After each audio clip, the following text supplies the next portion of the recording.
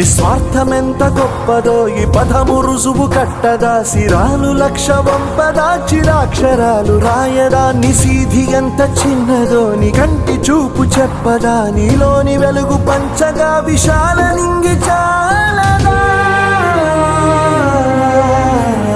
మనుష్యులందు నీ కథ మహర్షిలాగా సాగదా, మనుష్యులందు నీ కథ మహర్షిలాగా సాగదా.